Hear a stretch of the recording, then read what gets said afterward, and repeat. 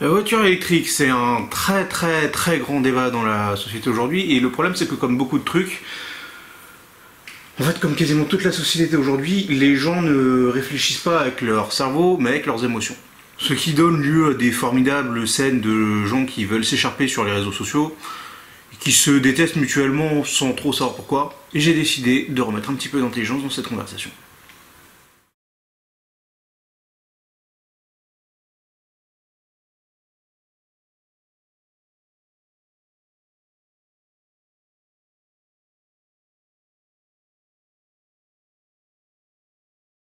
Alors la voiture électrique, premièrement, on va être très clair, j'aime pas beaucoup les voitures électriques. Tout simplement parce que comme tout passionné de bagnole, bah écoutez, j'aime les gros moteurs qui font du bruit, qui explosent, qui font vroom vroom, enfin qui explosent, qui crament de l'essence, qui font vroom vroom.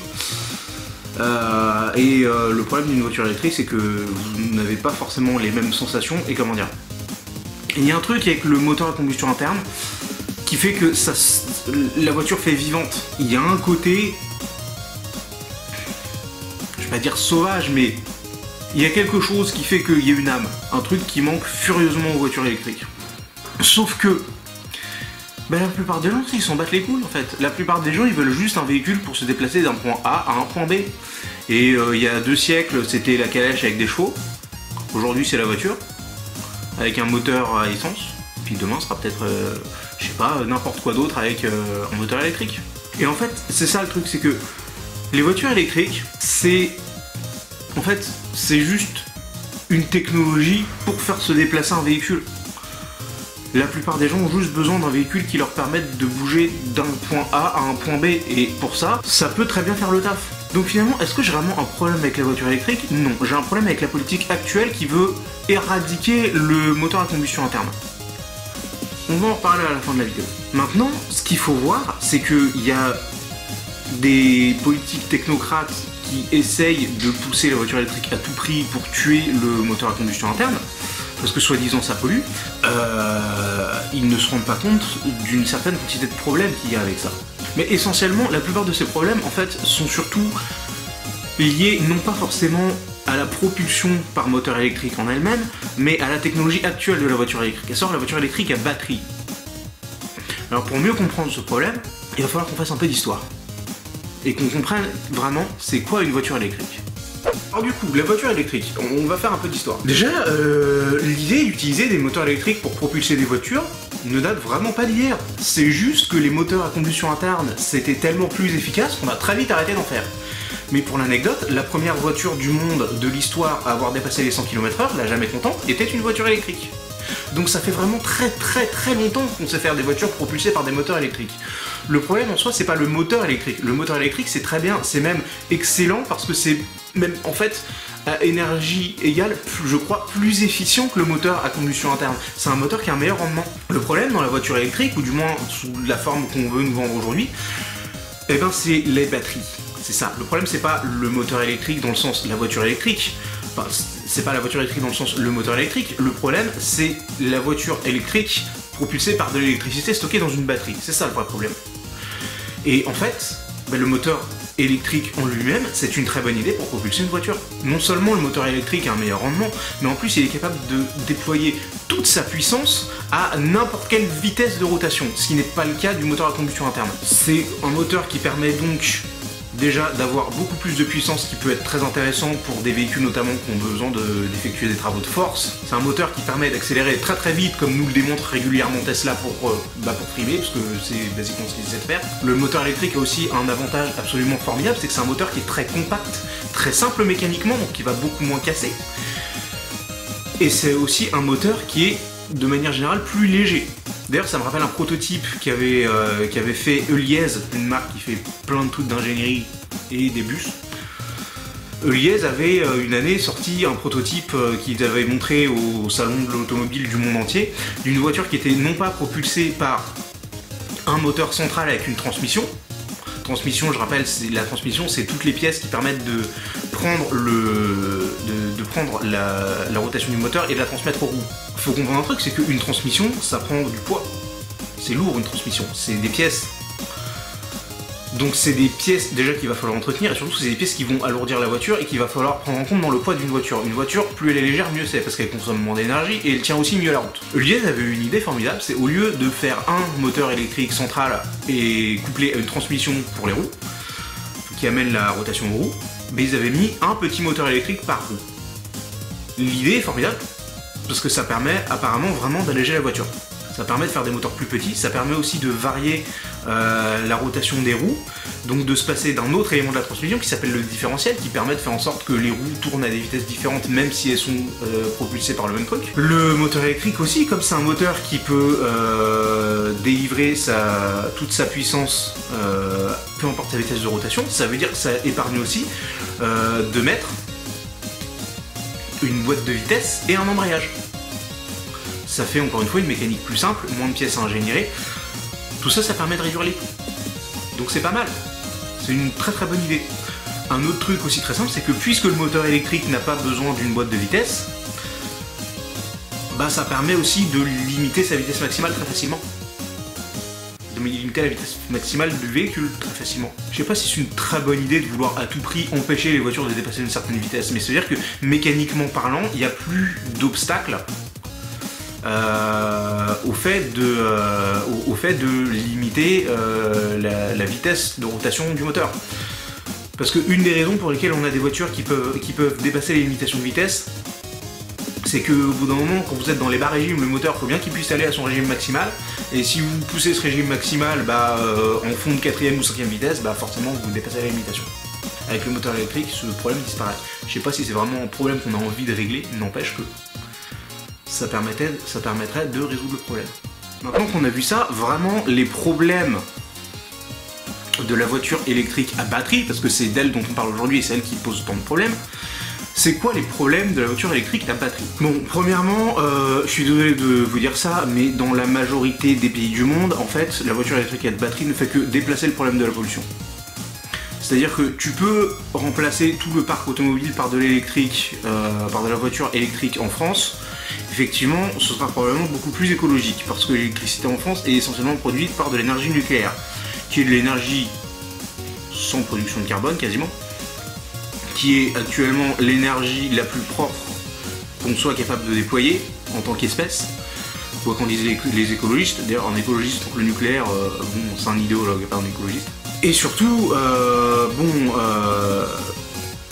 ça demanderait quand même d'installer quelques centrales de plus. Mais en France, c'est faisable. Maintenant, si vous prenez un pays comme l'Allemagne ou comme la Chine, qui tire essentiellement son électricité du charbon, vous êtes au courant que même en termes de mort due à la radioactivité, le charbon est plus dangereux que le nucléaire. Et je vous parle même pas de la pollution atmosphérique. Donc déjà, rien que pour ça, la voiture électrique, la voiture électrique à batterie, c'est un cache-misère. Ça fait juste déplacer le problème de la pollution. Je vais vous dire, je crois même que en vrai, produire de l'électricité avec des centrales à charbon pour les mettre dans des batteries de voitures électriques, il me semble, je suis pas sûr, hein. Vérifiez ça, parce que je dis peut-être une grosse connerie, mais il me semble avoir vu quelque part que ça polluait plus que juste faire cramer du carburant dans un moteur à explosion. Ensuite, le deuxième gros problème de la voiture électrique à batterie, c'est que les batteries, faut les faire, donc faut les fabriquer, ça rajoute de la pollution. Ensuite, elles vont s'user très vite. Je pense même plus vite qu'un moteur à combustion interne moderne. Donc après, c'est des déchets qu'il va falloir traiter. Encore de la pollution, parce qu'on ne sait pas forcément bien les traiter, il me semble. C'est assez moyen. D'autres gros problèmes, c'est, bon déjà la durée de vie de la batterie est pas ouf, mais la durée d'utilisation de la batterie, même pleine, est dure. Hein. La durée de charge, ça peut éventuellement marcher en ville. Allez. Ok, j'accepte, en ville c'est possible. Et en ville c'est suffisant, à condition de rester exclusivement en ville. D'autant plus que l'utilisation en ville est assez bien parce qu'on n'est pas idiot, on a fait en sorte que la batterie tienne le plus longtemps possible. Donc les voitures électriques sont, comme les voitures hybrides, dotées d'un système de récupération d'énergie qui va servir en gros de frein moteur et recharger la batterie quand vous freinez ou vous décélérez. Ça rend la voiture électrique extrêmement efficace dans deux contextes, soit quand vous êtes en ville, puisque vous passez votre temps à accélérer et à freiner, soit quand vous êtes en montagne, parce qu'en montagne, descendre une pente sur le frein moteur, ça va recharger ta batterie à balle. Du coup, on parle de frein moteur, c'est pas vraiment un frein moteur, c'est plus un frein électromécanique techniquement. mais bon, ça fonctionne comme le frein moteur d'un moteur classique, donc on va dire frein moteur. À part ça, la voiture électrique, c'est de la grosse D, c'est de la daube. Pourquoi? Parce qu'une batterie, c'est aussi très lourd. Non seulement c'est lourd, mais en plus ça prend de la place, donc probablement ça va avoir une influence sur le design de la voiture. Vous vous êtes peut-être demandé pourquoi beaucoup de voitures avaient tendance à une certaine obésité de design et pourquoi on tendait de plus en plus vers des voitures qui se SUVisent entre guillemets, avec des voitures qui ressemblent finalement de moins en moins à des citadines et de plus en plus à des espèces de SUV miniatures. Bah c'est parce qu'on essaie de caler des batteries dedans. Et les batteries, bah, elles vont dans le bas du châssis, parce que c'est là qu'il faut les mettre pour équilibrer le plus possible la masse. Donc ça va rehausser la voiture, ça va lui donner un air plus massif. C'est pour ça que les designs vont avoir tendance à se SUViser, comme j'ai dit. Donc déjà, ça pose un problème de design, ça pose un problème pour faire des produits qui sont, on va dire, beaux.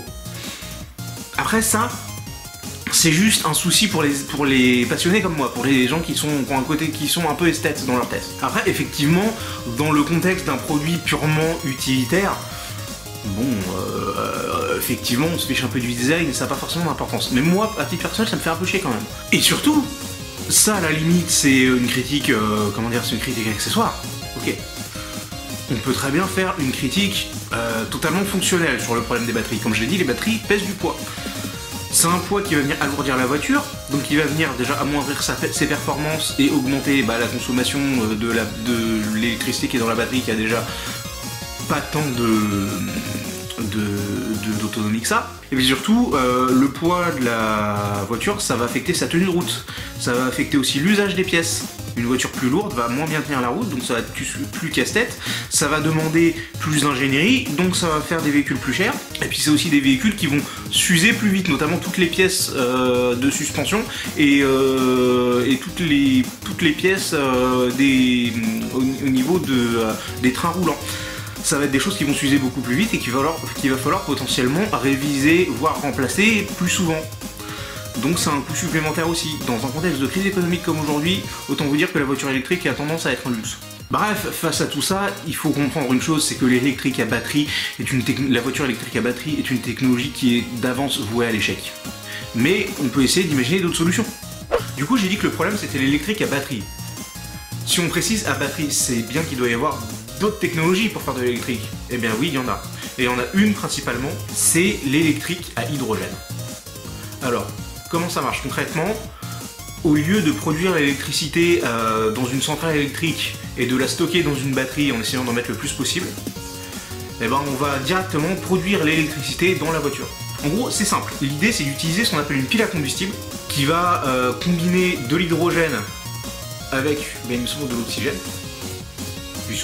puisque l'échappement rejette de l'eau. On va faire une réaction chimique qui va produire beaucoup d'électricité, et cette électricité va venir alimenter le moteur. Alors l'idée, elle n'est pas nouvelle, on en est aujourd'hui, on entend parler parfois de l'hydrogène, on en est à la troisième grosse vague de hype autour de l'hydrogène pour propulser des voitures électriques. C'est-à-dire qu'il y en a déjà eu une, je sais plus quand, mais bon, pendant la deuxième moitié du XXe siècle, il y en a eu une dont je me souviens dans le début des années 2000, avec notamment Peugeot qui avait fait des prototypes pour servir de démonstrateur, qui avait une gueule formidable, notamment un prototype de camion de pompier. Et aujourd'hui, je crois que c'est les Coréens qui sont en pointe, mais je suis pas sûr. Quoi qu'il en soit, il me semble que cette vague commence déjà à s'essouffler, de toute façon on n'a pas encore les technologies. Donc ça, c'est une alternative possible à l'électrique à batterie. C'est une technologie qui a quand même plein de problèmes techniques, parce que il faut que l'hydrogène soit sous forme liquide pour pouvoir être rentré dans un réservoir. Ça demande de faire un réservoir sous pression, parce que faire un réservoir cryogénique qui serait assez froid pour maintenir l'hydrogène sous forme liquide, c'est techniquement trop compliqué et ça pose trop de soucis techniques. Donc ce serait beaucoup plus simple finalement de faire un réservoir légèrement cryogénique, mais surtout réfrigéré et comprimé, compressé à mort, sa race. Ça pose quelques soucis de conditionnement pour les pompes de ravitaillement. Mais étant donné qu'on arrive déjà à faire des pompes de ravitaillement pour un truc qui explose quand il s'évapore, à savoir l'essence de pétrole, bon, ça demande surtout une adaptation technologique, plus que de repartir de zéro. Enfin, de ce que j'ai compris. Donc ça demande encore du travail d'ingénierie, et c'est une technologie qui n'est pas encore au point, donc ce sera pas pour tout de suite. Mais pour l'instant, c'est la meilleure alternative qu'on ait pour faire de la voiture électrique.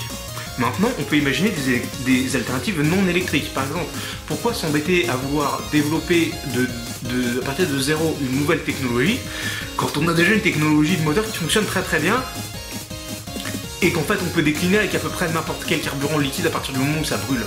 Alors évidemment, un problème inhérent à ça, c'est que à partir du moment où tu crames quelque chose, tu produis des déchets. Donc tu produis des gaz d'échappement qui potentiellement ont des polluants. Mais on peut très bien trouver des carburants qui produisent moins de polluants atmosphériques que l'essence de pétrole ou le gasoil. Ou même des carburants qui rejettent des composés beaucoup moins nocifs ou qui se dégradent en composés moins nocifs beaucoup plus vite. C'est juste une question de chimie. Bon, je suis pas chimiste donc je peux pas trop vous dire quelles sont les possibilités de ce côté-là, mais il doit certainement y en avoir quelques-unes. Pour ça on arrive déjà à quelque chose, c'est que comme l'industrie automobile a très peur de la pénurie de pétrole, en fait, il y a déjà des laboratoires qui essaient de développer des carburants de synthèse pour les moteurs à explosion. Aujourd'hui, on est déjà capable de faire tourner un moteur à combustion interne. Moteur à explosion, moteur à combustion interne, j'utilise les deux termes différemment, c'est la même chose. C'est le moteur qui fait vroom vroom. On arrive déjà à faire tourner des moteurs à essence avec de l'éthanol, par exemple. Ça marche très très bien. C'est un peu plus usant pour le moteur parce que l'éthanol c'est quelque chose qui est un peu corrosif, mais il n'empêche que, et puis surtout ça encrasse aussi, il n'empêche que ça fonctionne, ça demande juste un entretien différent. Ça, couplé à l'hybridation, c'est une très bonne idée. Une autre possibilité aussi, alors un truc, je sais absolument pas où en est ce projet, mais c'est un projet sur lequel il y avait du travail il y a genre un peu plus d'une décennie, la possibilité de synthétiser de l'essence en utilisant des cyanobactéries qui vont synthétiser l'essence en recaptant le CO2 dans l'atmosphère. Alors celui-là il est sacrément costaud et s'il fonctionne il va être sacrément pratique. Malheureusement j'en ai plus entendu parler depuis, donc les recherches sont peut-être abandonnées, peut-être que ça n'a mené nulle part. Mais si le projet est encore en cours, bah écoutez, ce serait une super bonne manière je pense de solutionner le problème du carburant et de la pollution. Après c'est vrai que c'est pas le CO2 n'est pas le seul problème, mais ce serait quand même un des problèmes qui serait solutionné et ce serait pas mal. En fait, pour être tout à fait honnête, aujourd'hui ma pensée là-dessus, c'est que ce qu'il va falloir faire, c'est séparer le parc automobile en plusieurs catégories. Des véhicules plaisir, exclusivement pour les passionnés, pas forcément onéreux, ça peut être abordable. Hein. Par exemple, la petite Alpine A110 d'il y a déjà plusieurs années, je suis sûr, elle commence à approcher les 10 ans, tiens. Ça, c'est une petite voiture très sympathique. Elle coûte pas forcément 3 bras et la peau des fesses à s'acheter. C'est sûr, c'est pas à la portée de tout le monde, mais ça reste quelque chose d'abordable. Pareil pour les marques allemandes premium qui font des véhicules un peu sportifs, qui peuvent être pourtant des véhicules à la base, des véhicules fonction. On peut penser à l'Audi RS3 avant, qui était une bombe sur la route, mais qui à la base est juste dérivé d'une petite berline familiale. Donc, un segment plaisir s'il vous plaît. Et ensuite, soit un segment juste fonctionnel, soit peut-être deux segments différents, un segment exclusivement pour la ville et un segment pour les grandes routières, un peu ce qu'on a déjà, mais peut-être un peu plus séparé, parce que séparé en termes de technologie. Bien évidemment, pour tout ce qui est plaisir, on va garder exclusivement un moteur à combustion interne. Pour ce qui va être ville, éventuellement on peut imaginer, même si ça a des contraintes de prix, garder des électriques à batterie parce que c'est très simple à produire et que pour l'instant l'hydrogène c'est encore une technologie de pointe.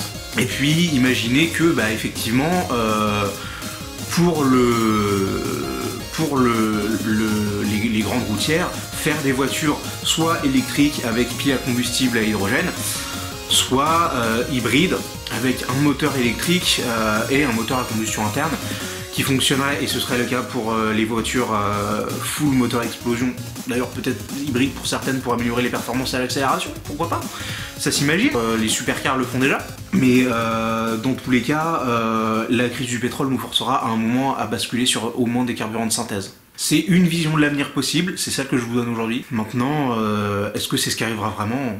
C'est toujours très hasardeux d'essayer de prédire le futur. Moi, c'est ce que je pense qui peut nous arriver de meilleur. Peut-être que je me trompe. Ou peut-être que c'est ce vers quoi on devrait se diriger. Je ne sais pas. Mais j'espère que j'aurai réussi à remettre un petit peu d'intelligence dans cette conversation.